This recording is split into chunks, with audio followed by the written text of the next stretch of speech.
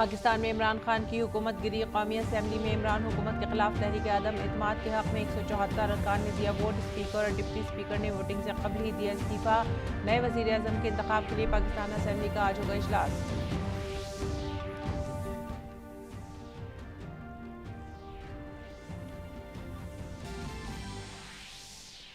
इंसदाद Covid टीकाकारी मुहिम में एक और मसूलियाबी। मुल्क भर में 18 साल से ज्यादा उम्र के अफराद आज से निजी अस्पतालों में लगवा सकेंगे एहतियाती टीके।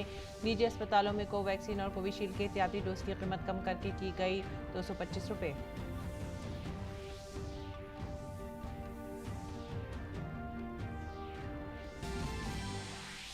सदर जमहूरिया रामनाथ कोविंद के दौरे गुजरात का आज दूसरा दिन। सदर जमहूरिया आज पोरबंदर के माधोपुर में गढ़ मेला 2022 का करेंगे इफ्तिताह।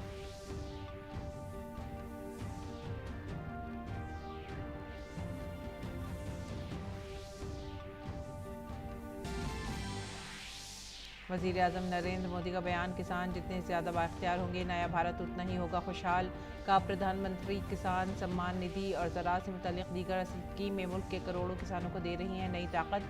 11 करोड़ 3 लाख खातों में सीधे पहुंचे 1,82,000 करोड़ रुपए।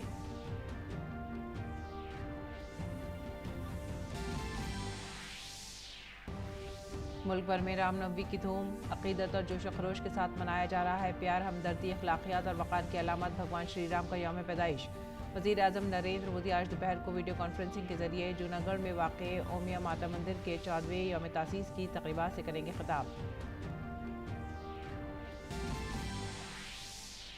बरतानवी वज़ीर आज़म बोरिस जॉनसन का यूक्रेन की जंग के दौरान कीव का अहम दौरा। यूक्रेनी सदर ज़ेलेंस्की से मुलाकात में फ़ौजी इमदाद पर बातचीत। 45वें दिन भी जारी रहा रूस यूक्रेन का शदीद तनाज़ा।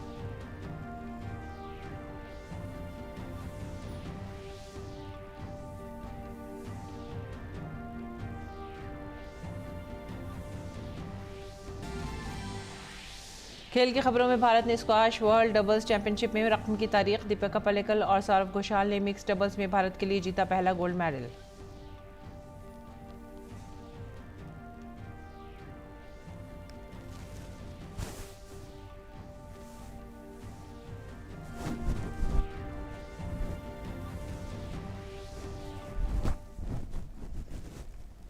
आदाब नाज़रीन, उर्दू खबरों में आप सभी का खैर मकदम है। मैं हूं सादिया अली। मैं अब नज़र डालते इस वक्त की ख़ास खबरों पर। सबसे पहले बात करेंगे पाकिस्तान की। पाकिस्तान में देश अब जारी रही सियासी उथल पुथल के दरमियान इमरान खान की हुकूमत ड्रामाई अंदाज में गिर गई।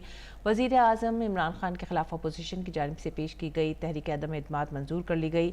तहरीक अदम एतमाद के हक़ में 174 वोट डाले गए। पाकिस्तानी पार्लियामेंट में अरकान की कुल तादाद 342 है, यानी इमरान खान को फ्लोर टेस्ट पास करने के लिए 172 वोट हासिल करने थे। ताहम ऐवान में वोटिंग के दौरान इमरान खान के हामी मौजूद नहीं थे। स्पीकर और डिप्टी स्पीकर ने वोटिंग से कबल ही इस्तीफा दे दिया था। अपोजिशन ने मुस्लिम लीग एन के नियाज सादिक को नया स्पीकर मुंतखब कर लिया है और उन्होंने ही वोटिंग कराई। इमरान खान ने वज़ीर आज़म की रिहाइशगाह छोड़ दी है। अब वो अपने निजी घर बनीगाला रवाना हो गए हैं। पाकिस्तान के साबिक़ वज़ीर इत्तलात ने कहा है कि इमरान खान को वज़ीर आज़म की रिहाइशगाह से अलविदा किया गया है और वो वहाँ से रजामंदी से चले गए हैं। कौमी असम्बली में तहरीक अदम एतमाद पर वोटिंग के दौरान इमरान खान के सेक्रेटरी आज़म खान और दीगर कई अफसरान के तबादले कर दिए गए हैं। इमरान की सियासी जमात PTI के हामियों ने कौमी असम्बली के बाहर एहतजाज शुरू कर दिया है। इससे कबल लाहौर में भी इमरान के हामी सड़कों पर निकल आए। इमरान खान के खिलाफ इस्लामाबाद हाई कोर्ट में दरख्वास्त दायर की गई है। इमरान के अलावा फवाद चौधरी और शाह महमूद के खिलाफ भी अर्जी दायर की गई है। तीनों के नाम एग्जिट कंट्रोल लिस्ट में डालने का मुतालबा किया गया है। दरख्वास्त की समाअत 11 अप्रैल को हाई कोर्ट में होगी। ताहम इमरान खान के मुल्क से बाहर जाने पर पाबंदी आयद कर दी गई है।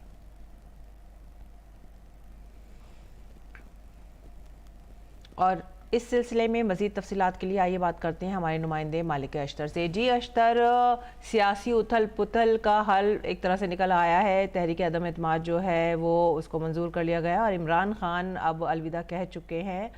आगे अब क्या हालात बन सकते हैं?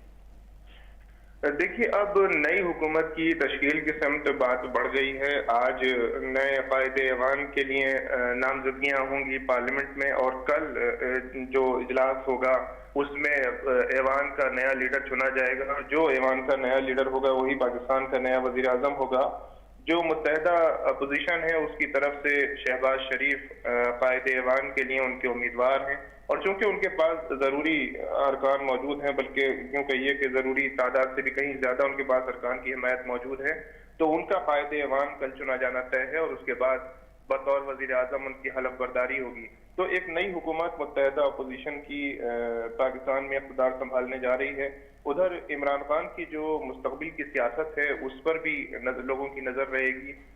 जैसा कि उन्होंने 2 रोज़ कबल जब पाकिस्तान को खिताब किया था, तो उसमें उन्होंने कॉल दी थी कि इतवार की शाम ईशा की नमाज के बाद लोग सड़कों पर निकलें, और जिसको उन्होंने कहा कि एक इम्पोर्टेड हुकूमत मुसल्लत की जा रही है, उसके खिलाफ एहतजाज करें। तो आज ये देखना होगा कि रात में ईशा की नमाज के बाद क्या उनके हामी सड़कों पर आते हैं, और जैसा कि उन्होंने खुद कहा था कि वो खुद भी सड़कों पर निकलेंगे, तो क्या वो खुद भी बाहर निकलते हैं। अगर ऐसा होता है तो टकराव की नौबत आ सकती है, क्योंकि कल रात भी देखा गया कि पार्लियामेंट के बाहर उनकी पार्टी के अरकान ने एहतजाजी मुजाहरे वगैरह करने की कोशिश की, वहां से कुछ लोगों को गिरफ्तार भी किया गया। तो आज शाम इमरान खान की पार्टी की हिकमत अमली और फिर कल मुत्तहदा अपोजिशन की ऐवान में हिकमत अमली पे नजर रहेगी। जी, अगर मालिक बात करें कि इमरान खान पर जो पाबंदियाँ आयद की गई हैं और ख़ास तौर से उनके लिए अदालत में एक मुकदमा भी करने की कोशिश की जा रही है, तो ऐसे में उनको कितना घेरा जा सकता है अपोजिशन की तरफ से? देखिए, मुत्तहदा अपोजिशन जो है वो इमरान खान का बहुत सताया हुआ है। उनका इल्ज़ाम रहा है कि इमरान खान ने अपनी हुकूमत के दौरान उन पर बेबुनियाद मुकदमे लगाए, उनको जेलों में डाला, और उनका कहना है कि न सिर्फ ये कि उनके लीडरों को जेलों में डाला, बल्कि उन लीडरों के जो करीबी रिश्तेदार थे उनके खिलाफ भी बेबुनियाद मुकदमे कायम किए गए। जैसे आसिफ अली जरदारी की बहन फरियाल तालपुर को अरेस्ट किया गया, या नवाज शरीफ की बेटी मरियम नवाज अरेस्ट हुई। तो ये तमाम जो केसेस हैं, इसको लेके बहुत शिकायत है मुत्तहदा अपोजिशन को उनसे। अब ये देखना होगा कि क्या मुत्तहदा अपोजिशन किसी इंतकाम की सियासत की तरफ बढ़ता है, या वैसे ही उनको जवाब देना चाहता है उसी लहजे में, या फिर वो मुक़ाहमत की सियासत की तरफ जाते हैं। शहबाज शरीफ ने कल जब तहरीक अदम एतमाद मंजूर हो गई और उन्होंने फिर ऐवान को खिताब किया, तो उन्होंने कहा कि हम किसी से इंतकाम या बदला नहीं लेंगे। तो अभी तक हिज़्ब इख्तिलाफ की पोजीशन तो यही है कि उनकी हुकूमत किसी से कोई बदला नहीं लेगी। लेकिन जिस तरह के कानूनी मामला पेश आए हैं और कल रात जो पूरी सियासी सूरत हाल रही है और जिस तरह की सरगर्मियां रही हैं, उसके बाद इमरान खान के लिए कुछ कानूनी मुश्किलें जरूर पैदा हुई हैं। और ये खबरें भी हैं कि जो अहम हुकूमती शख्सियात हैं या अहम अफसरान हैं, उनको हुकूमत की पेशगी इजाजत के बगैर मुल्क छोड़ने से रोक देने के लिए हवाई अड्डों को अलर्ट किया गया है। तो ये तमाम वो चीजें हैं जो आम हालात में नहीं होती हैं। तो ये जरूर है कि इमरान खान के लिए आने वाला जो वक्त है वो मुश्किलों भरा रहेगा। एक तो उन्हें इन तमाम चैलेंजों का सामना करना होगा, साथ ही साथ अपने लिए वहाँ की जो सियासत है उसमें जमीन फिर से खोजनी होगी। जी, शुक्रिया मालिक इस तमाम जानकारी के लिए। और अब आगे बढ़ेंगे अगले खबर की तरफ। बात करेंगे कोविड टीकाकारी की। मुल्क की सतह पर जारी कोविड मुखालिफ टीकाकारी मुहिम में आज से एक और हुसूलियाबी मुंसलिक हो रही है। मुल्क भर में 18 साल से ज़्यादा उम्र के लोग आज से प्राइवेट अस्पतालों में एहतियाती टीके लगवा सकेंगे। आज से प्राइवेट वैक्सीनेशन सेंटर पर 18 से 59 साल के अहल अफराद को कोविड की एहतियाती खुराक दी जा रही है। 18 से 59 साल के ज़ुमरे के जो लोग एहतियाती खुराक लेना चाहते हैं, उन्हें प्राइवेट अस्पतालों का रुख करना होगा। प्राइवेट वैक्सीनेशन सेंटर पर एहतियाती खुराक के लिए सर्विस चार्ज के तौर पर पहले से लिए जा रहे ज़्यादा से ज़्यादा 150 रुपये की ही अदायगी करनी होगी। वहीं एहतियाती खुराक के लिए किसी नए इंदराज की ज़रूरत नहीं होगी, क्योंकि मुस्तफ़िदीन पहले से ही कोविन पर रजिस्टर्ड हैं। ताहम इस बात की वजाहत की गई है कि जो वैक्सीन मुस्तफ़िदीन को पहले लगाई गई है वही एहतियाती खुराक के तौर पर भी लगेगी। अगर पहले कोविशील्ड लग चुकी है तो एहतियाती खुराक के तौर पर भी कोविशील्ड ही लगेगी, और अगर कोवैक्सीन लगी है तो एहतियाती खुराक के तौर पर कोवैक्सीन ही लगाई जाएगी। सीरम इंस्टीट्यूट ऑफ इंडिया और भारत बायोटेक ने प्राइवेट अस्पतालों के लिए एंटी कोविड वैक्सीन की कीमत में कमी की है। अब दोनों वैक्सीन 225 रुपये में बाजार में दस्तियाब होंगी। इससे कबल कोवैक्सीन की कीमत 1200 रुपये थी, जबकि कोविशील्ड वैक्सीन की कीमत 600 रुपये थी। दोनों कंपनियों ने कहा है कि ये फैसला मरकजी हुकूमत के साथ बातचीत के बाद किया गया है। कंपनियों ने 18 साल से ज़्यादा उम्र के लोगों के लिए एहतियाती खुराक फराहम कराने के मरकजी हुकूमत के फैसले की सताइश की।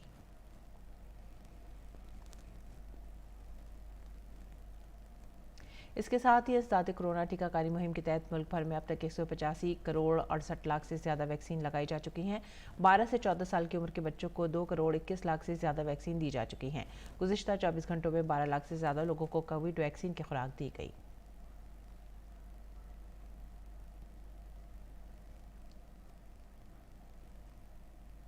और मरकज़ ने ज़रई बरामदात को फ़रोग़ देने में मदद के लिए अच्छी बरामदाती सलाहियत वाले 50 ज़रई फसल के लिए एक मैट्रिक्स तैयार किया है। प्रधानमंत्री गति शक्ति नेशनल मास्टर प्लान के एक हिस्से के तौर पर एपेडा ने बगैर किसी रुकावट के बगैर लॉजिस्टिक को यकीनी बनाने के लिए मुख्तलिफ वजारतों के साथ ताउन किया है। हुकूमत ने पूर्वांचल, हिमालयाई खत्ते, शुमाल मशरक़ी रियासतों, जम्मू कश्मीर और लद्दाख से ज़रई बरामदात को फ़रोग़ देने पर तवज्जो मरकूज़ की है। प्रधानमंत्री किसान सम्मान निधि के तहत मुल्क के 11 करोड़ 3 लाख किसानों के खातों में कल 1.82 लाख करोड़ रुपए बराह रास्त मुंतकिल किए जा चुके हैं।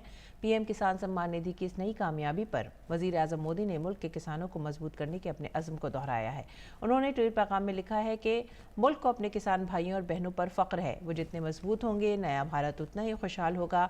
मुझे खुशी है कि पीएम किसान सम्मान निधि और ज़राअत से मुतालिक दीगर स्कीमें मुल्क के करोड़ों किसानों को नई ताकत दे रही हैं।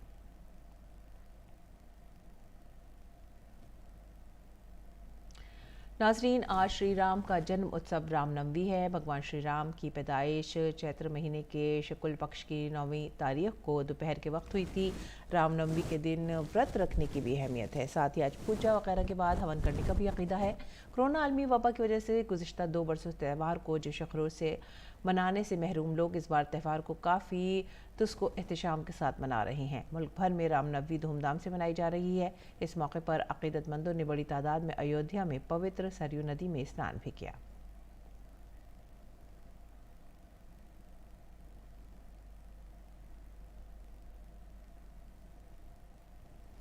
वज़ीर आज़म नरेंद्र मोदी ने भगवान राम के जन्मदिन रामनवमी पर हमवतनों को मुबारकबाद दी है। उन्होंने अपने ट्वीट पैगाम में लिखा है कि हमवतनों को रामनवमी की ढेरों मुबारकबाद। भगवान श्री राम की मेहरबानी से सबको ज़िंदगी में खुशी, सुकून और खुशहाली मिले। जय श्री राम। मारूफ सैंड आर्टिस्ट सुदर्शन पटनायक ने ओडिशा के पुरी में समुद्र के साहिल पर अयोध्या का राम मंदिर बनाया है। उन्होंने उम्मीद जाहिर की कि राम मंदिर की तामीर वक्त पर हो जाएगी।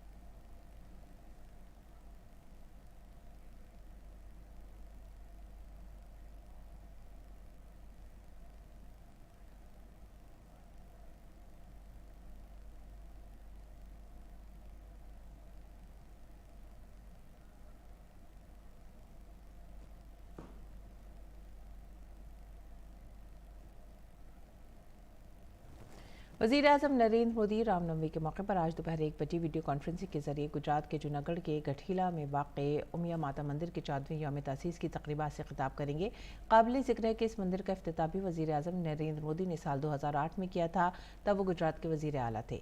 2008 में वज़ीर आज़म की तरफ से पेश की गई तजावीज़ की बुनियाद पर मंदिर ट्रस्ट ने समाजी और हिफ़्ज़ान सेहत से मुतालिक मुख्तलिफ सरगर्मियों से मुतालिक अपने दायरे में तोसी की थी, जिनमें मुफ्त मोतिया के ऑपरेशन और इक़्तिसादी बदहाली के शिकार मरीजों को मुफ्त आयुर्वेदिक अद्वियात की तक़सीम वगैरह शामिल है। उमिया माँ को कदवा पायटेदारों की कुल देवी माना जाता है।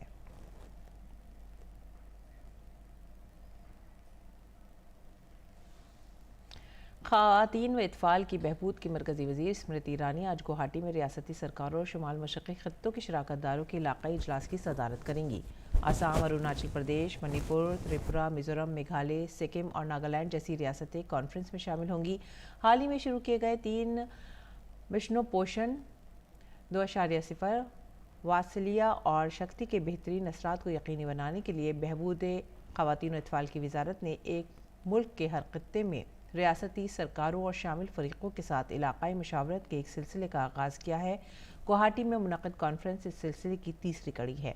इस नौइयत का पहला इजलास 2 अप्रैल को चंडीगढ़ में, जबकि दूसरा 4 अप्रैल 2022 को बेंगलुरु में मुनक़िद किया गया था।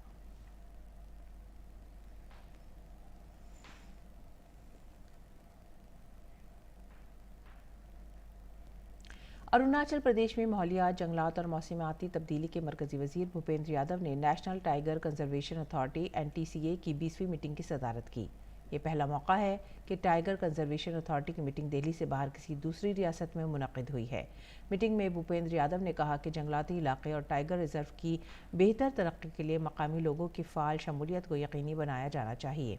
इस मीटिंग में मरकज़ी वज़ीर अश्विनी चौबे और अरुणाचल प्रदेश के वज़ीर आला पेमा खांडू भी मौजूद थे।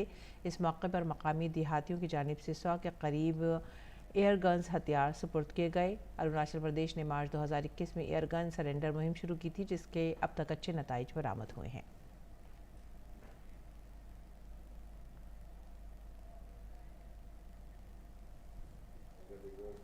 अच्छे तरीके से चले, उसके लिए जन भागीदारी बहुत ज़रूरी है। और मैं ये कहना चाहूँगा कि मैन एनिमल कॉन्फ्लिक्ट तो रहते हैं, लेकिन जो मनुष्य के मन में जो कंपैशन का भाव हो सकता है, उसमें भी सबसे पहली पहल अरुणाचल में करी है कि एयर गन का इतनी बड़ी संख्या में सरेंडर करा है। हम अपने फॉरेस्ट को लोगों से अलग करके नहीं बचा सकते, लोगों के साथ मिलकर के ही बचा सकते हैं। इसलिए लोगों की लाइफ स्टाइल और लाइवलीहुड भी उतना ही महत्वपूर्ण है जितना हमारे फॉरेस्ट को भी हमें आगे बढ़ाना है। इसलिए दोनों का एक बैलेंसिंग अप्रोच लेकर के हम लोगों को चलना होगा।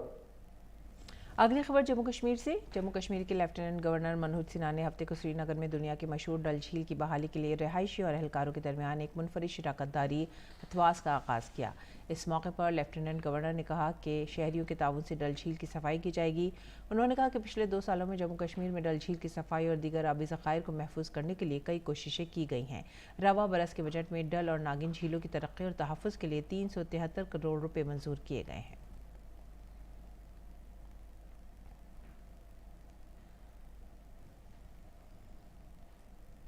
Defence research and development organisation DRDO और भारतीय फौज ने कल पोखरन फायरिंग रेंज में Pinaka MK1 advanced EPRS rocket system और Pinaka area denial munition rocket system का कामयाब तजुर्बा किया। गुज़िश्ता 15 दिनों के दौरान मुख्तलिफ सलाहियतों पर मुश्तमिल 24 रॉकेट दाखिल गए।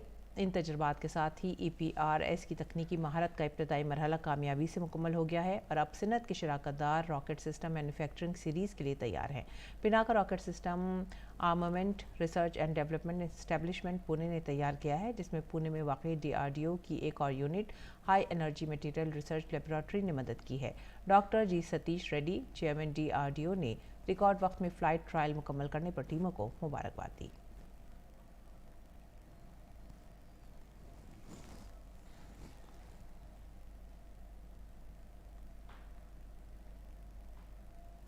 बैनुल-अक़वामी खबरों में बरतानवी वज़ीर-ए-आज़म बोरिस जॉनसन यूक्रेन के दारुल हुकूमत कीव के दौरे पर हैं। बरतानवी वज़ीर-ए-आज़म यूक्रेन के साथ इज़हार यकजहती के लिए इस अहम दौरे पर पहुंचे हैं। बोरिस जॉनसन ने यूक्रेन के सदर ज़ेलेंस्की के साथ कीव शहर की ज़मीनी सूरत हाल का जायज़ा लिया। यूक्रेन के सदर व्लादिमीर ज़ेलेंस्की के साथ एक मुश्तरका प्रेस कॉन्फ्रेंस में बोरिस जॉनसन ने यूक्रेन के लिए इजाफी माली और फ़ौजी इमदाद का मुतालबा किया।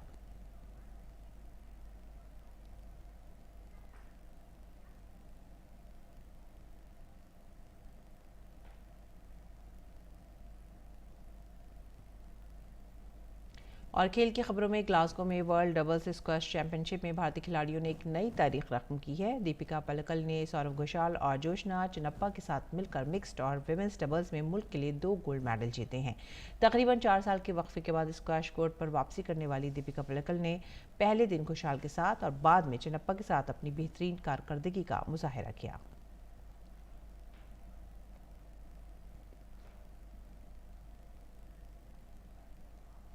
और इंडियन प्रीमियर लीग यानी IPL की बात अगर करें तो 4 बार की चैंपियन चेन्नई सुपर किंग्स को IPL 2022 में एक बार फिर से शिकस्त का सामना करना पड़ा। कल खेले गए मैच में हैदराबाद ने चेन्नई सुपर किंग्स को 8 विकेटों से शिकस्त दी।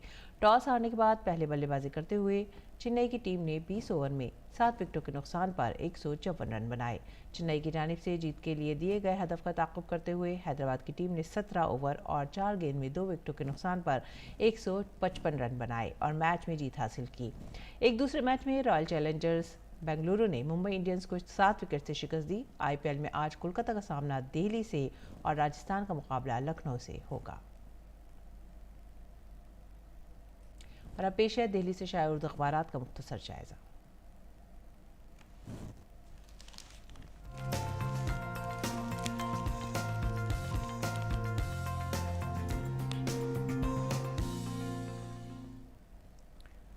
नाज़रीन, उर्दू अखबारात के जायज़े में जो पहली खबर हमने ली है वो है रोज़नामा राष्ट्रीय सहारा से और ये पड़ोसी मुल्क पाकिस्तान की सियासत से मुताल्लिक़ है। सुर्खी बनाई गई है पाकिस्तान में गिर गई इमरान खान की सरकार, तहरीक अदम एतमाद के हक़ में पड़े 174 वोट, पीटीआई में इमरान का कौमी असेंबली से वॉकआउट।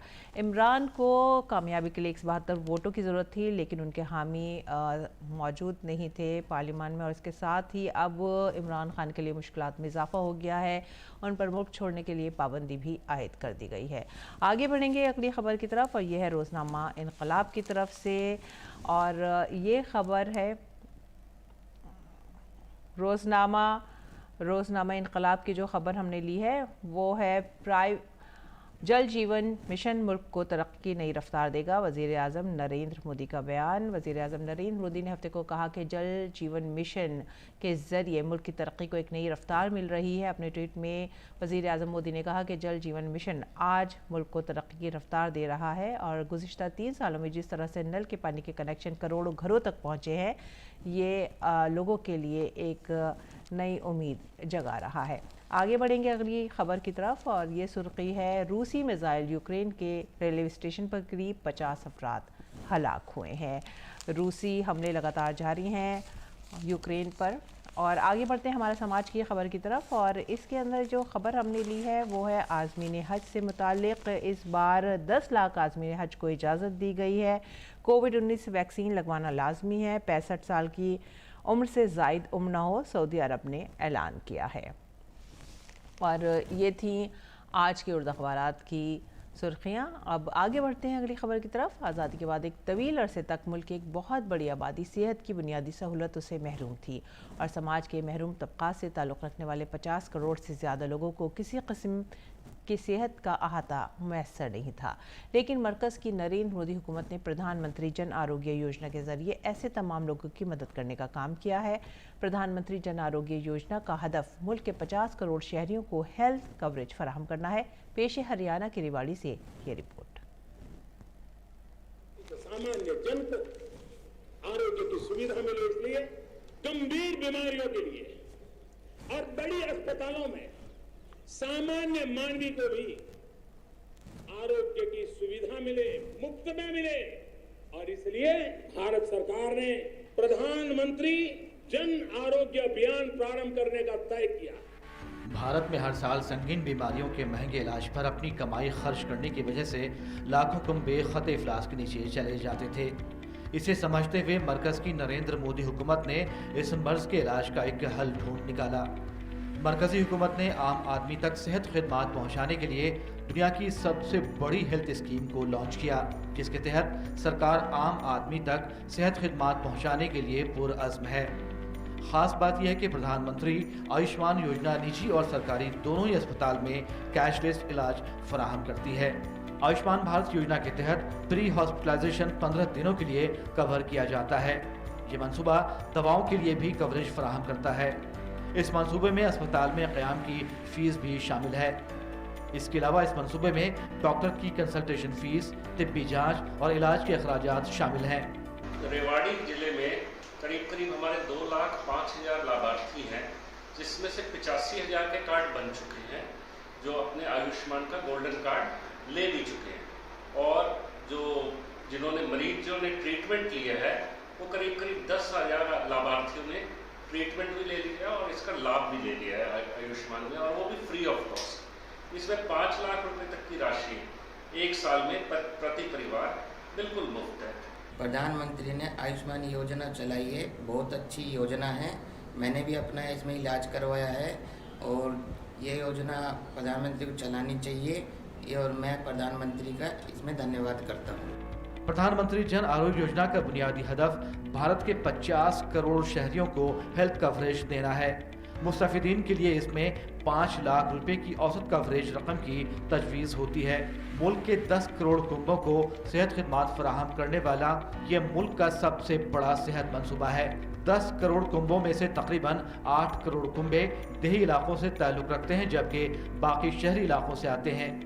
आयुष्मान भारत योजना कोरोना के दौर में एहतियात साबित हुई है। इस मंसूबे ने समाज के महरूम तबके तक जदीद सेहत खिदमात की पहुंच को यकीनी बनाया है। हर गरीब के लिए मुफ्त और बेहतर इलाज ही इस मंसूबे का मकसद है। हम गरीब आदमी हैं जी, हमारे पास पैसे पूसे नहीं थे, लड़के के लग गई थी, तो हमने आपकी योजना से वो जो आपका कार्ड बनवाया था उसकी ऐड से हमने अपने इलाज करवाया लड़के। जो प्रधानमंत्री द्वारा जो आयुष्मान योजना चलाई गई है वो बहुत ही अच्छी योजना है। मैंने मेरा भाई का इलाज भी करवाया, पथरी का इलाज करवाया था रेवाड़ी में प्राइवेट हॉस्पिटल में, जो मेरा फ्री में इलाज हुआ है। मैं प्रधानमंत्री का धन्यवाद करता हूँ। इस योजना से गरीब परिवारों को बहुत ही लाभ मिला है। इस मंसूबे के आने से पहले तक आलम यह था कि ज्यादातर देही लोग इलाज की कमी में या तो दम तोड़ देते थे या सेहत खिदमात के लिए अस्पतालों के चक्कर काटते रहते थे। इन सब में कई लोगों की उम्र बीत जाती थी, लेकिन सही इलाज कभी मिल नहीं पाता था। लेकिन आज गरीब कुंबों को इन सारे मसाइल से निजात मिल गई है। सही मायने में वज़ीर-ए-आज़म नरेंद्र मोदी के जरिए लाई गई आयुष्मान भारत योजना अब महरूम तबकों और गरीबों के लिए अतिया साबित हो रही है। रेवाड़ी से प्रीतम सिंह की रिपोर्ट, डीडी न्यूज़ उर्दू खबरें। और आइए अब नजर डालते हैं मौसम के मिजाज पर।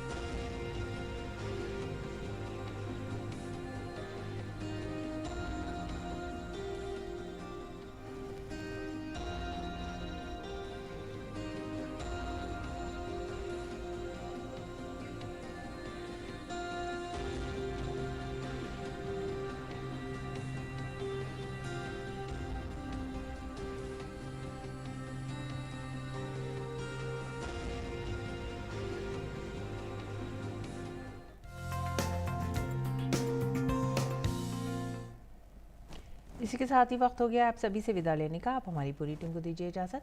आदाब।